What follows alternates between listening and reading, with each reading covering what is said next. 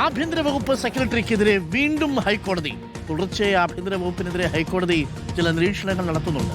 CA സ്ഥാനക്കയറ്റം തടഞ്ഞതിൽ മിൻഹാജ് ആലം IAS ഹൈക്കോടതിയുടെ വിമർശനം.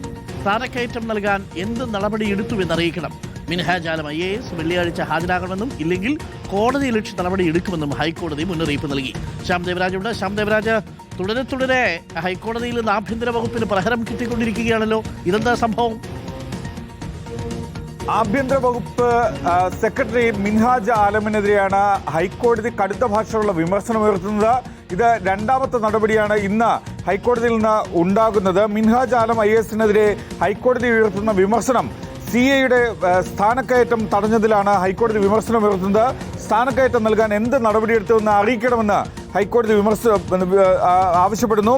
എന്തുകൊണ്ട് ആ CA സ്ഥാനക്കയറ്റത്തിന് പരിഗണിച്ചില്ല എന്ന കാര്യം ആഭ്യന്തര വകുപ്പ് സെക്രട്ടറി മിൻഹാജ് ആലം വിശദീകരിക്കണം. വിശദീകരിക്കാൻ കഴിഞ്ഞില്ലെങ്കിൽ ആഭ്യന്തര വകുപ്പ് സെക്രട്ടറി മിൻഹാജ് ആലം നേരിട്ട് ഹാജരാകണം, വെള്ളിയാഴ്ച നേരിട്ട് ഹാജരാകണമെന്ന നിർദ്ദേശവും കൂടി ഹൈക്കോടതി സിംഗിൾ ബെഞ്ചിൽ നിന്നുണ്ടാകുന്നുണ്ട്. ഇല്ലെങ്കിൽ കോടതിയലക്ഷ്യ നടപടിയെടുക്കും എന്നുമാണ് ഹൈക്കോടതി നൽകുന്ന മുന്നറിയിപ്പ്. ഇതിനകം തന്നെ മറ്റൊരു കേസിൽ മിൻഹാജ് ആലം വ്യാഴാഴ്ച ഹാജരാകാൻ നേരിട്ട് ഹാജരാകണമെന്ന ഹൈക്കോടതിയുടെ കർശനമായ നിർദ്ദേശമുണ്ട്.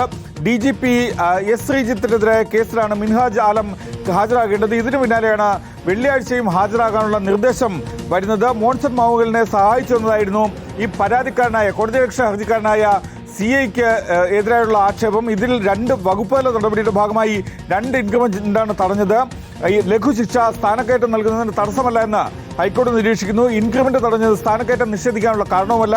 CA സ്ഥാനക്കയറ്റം തടഞ്ഞതിന് ന്യായീകരണമില്ല എന്നുകൂടി ഹൈക്കോടതി വ്യക്തമാക്കുന്നു. മോൺസൺ മാവുങ്കലുമായി ബന്ധപ്പെട്ട 2 കേസുകളിൽ പ്രതിയാണ് ADGP ഗോകുലോത്ത് ലക്ഷ്മൺ എന്ന് ഹൈക്കോടതി നിരീക്ഷിക്കുന്നു.